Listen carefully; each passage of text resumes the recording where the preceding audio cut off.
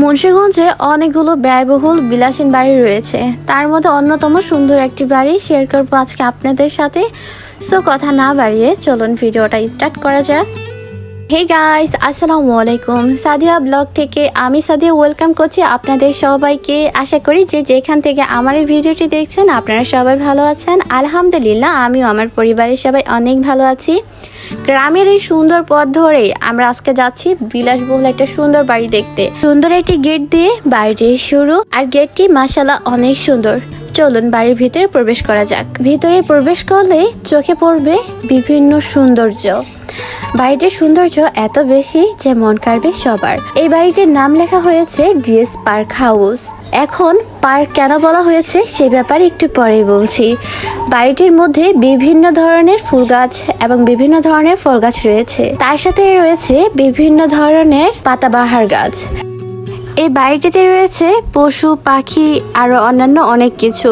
তো বুঝতেই পারছেন এই বাড়িটিকে কেন পার্ক নামে নামকরণ করা হয়েছে। একটা পার্কে যেমন বিভিন্ন ধরনের গাছগাছালি থাকে, পশু পাখি থাকে, সেম টু সেম এই বাড়িটিতেও বিভিন্ন ধরনের গাছগাছালি পশু পাখি রয়েছে। না টেনে পুরো ভিডিওটি দেখার অনুরোধ রইল। এখানে বিভিন্ন ধরনের ক্যাকটাস গাছ রয়েছে, আমার নাম না জানা বিভিন্ন ধরনের ফুল গাছও রয়েছে এই বাড়িটিতে। এই বাড়িটি আগে সপ্তাহে একদিন শুক্রবার খোলা থাকতো।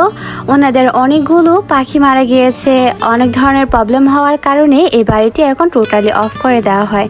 বাইরের কোনো মানুষই অ্যালাউ করা হয় না। এই বাড়িটির মধ্যে একটা ডুপ্লেক্স বাড়ি রয়েছে, আর তার সাথে রয়েছে সামনে একটা সুন্দর সুইমিং পুল। বসার জন্য 3টি স্থান রয়েছে। আলহামদুলিল্লাহ, এই বাড়ির সৌন্দর্য সবার মন কাড়বে। এমন একটা সুন্দর বাড়ির স্বপ্ন কে না দেখে। আল্লাহ যেন সবার মনের ইচ্ছা পূর্ণ করে, তার সাথে সাথে আমার মনের ইচ্ছাও পূর্ণ করে। বাড়িটিতে ছোট্ট একটা ব্রিজ রয়েছে। ব্রিজের নিচে যে পানিগুলো ঝলঝল করছে, এখানে রয়েছে গোল্ডেন ফিশ কিংবা অ্যাকোয়ারিয়ামে রাখা ছোট্ট ছোট্ট কিছু মাছ। এই ব্রিজের উপর দিয়ে যেতে হয় সুইমিং পুলের বসার স্থানে, কিংবা যে 2টি বসার স্থান রয়েছে সেখানে। সবসময় বন্ধ থাকার কারণে মানুষের আকর্ষণ রয়েছে এই বাড়িটিতে। আজকে যেহেতু খোলা আছে তাই অনেক মানুষই চলে এসেছে। সুইমিং পুলের উপরে এই যে ঘরের মতো করে যে জায়গাটা রয়েছে, বসার যে জায়গাটা রয়েছে, এই জায়গাটি মাশাআল্লাহ অনেক বেশি সুন্দর। আর ভিউয়ার্স, আপনাদের কাছে আমার অনুরোধ, আমার ভিডিওটি যদি আপনাদের কাছে ভালো লেগে থাকে তাহলে আমার চ্যানেলটা সাবস্ক্রাইব করে পাশে থাকা বেল বাটনটি ক্লিক করে অল করে দিবেন, আর লাইক দিয়ে ভিডিওটা কন্টিনিউ করবেন।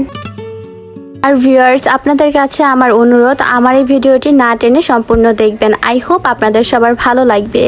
এই যে সুইমিং পুলের পানিগুলো এত সুন্দর জলজল করছিল, আমার তো বারবার মন চাচ্ছিল ধরে দেখি, যেমন ভাবনা তেমন কাজ। আর ভিউয়ার্স, এই যে সুন্দর বাড়িটির ভিডিও আমি কিন্তু নিজে করিনি, আপনাদের ভাইয়া আমাকে করে দিয়েছিল। আজকে ফার্স্ট আপনাদের ভাইয়া আমাকে কোনো ভিডিও শুট করে দিল। এই যে সুন্দর বাড়িটির সুন্দর সুন্দর কিছু ফুটেজ আপনাদের সাথে শেয়ার করতে পারছি, এই ব্যাপারটা আমার কাছে খুবই ভালো লাগছে। এই বাড়িটি যেহেতু সবসময় বন্ধ থাকে, আর আজকে জানি না কিভাবে খোলা হয়েছে। এছাড়াও আমার হাজব্যান্ডের বড় একজন ভাই আছে, তার সাহায্যে আমরা যাব আজকে ভেবেছিলাম, কিন্তু ভাগ্য ভালো ছিল, এই জন্য আমাদের কারো সাহায্য নিতে প্রয়োজন হয়নি। তাছাড়াও যখন সন্ধ্যার সময় হয়ে গিয়েছিল, সবাইকে বের করে দিয়েছিল। পার্সোনালভাবে রিকোয়েস্ট করার কারণে আমরা এই বাড়িটাতে লং টাইম থাকতে পেরেছিলাম, আর পুরো ভিডিওটা সম্পূর্ণ করতে পেরেছিলাম।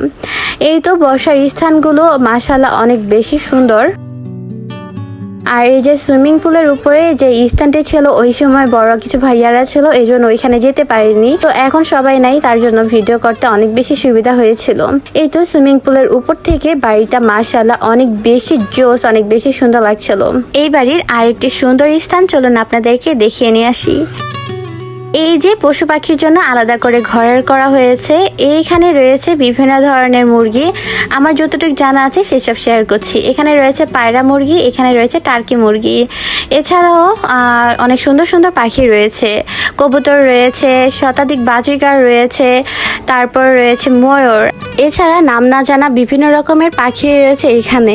আপনাদেরকে মজার একটা বিষয় শেয়ার করি গাইস, আমি যখন ময়ূরের এই কাছাকাছি এসেছিলাম তখন ময়ূরটা আমাকে দেখে কেন জানি দূরে সরে যাচ্ছিল, ওকে লজ্জা পাচ্ছিল। পাখি তো দেখানো হলো, এখন রয়ে গেছে 2 ধরনের পশু। চলুন আমরা পশুগুলো দেখে আসি।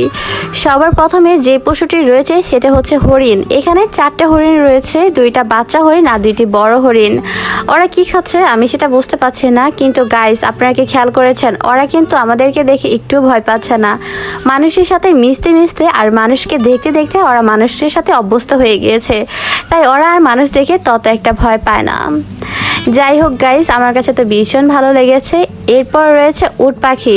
মাশাল্লাহ, উট পাখিগুলো তো আরও বেশি সাহসী, মানুষদেরকে দেখার জন্য উঁচু গলায় করে দেখছে।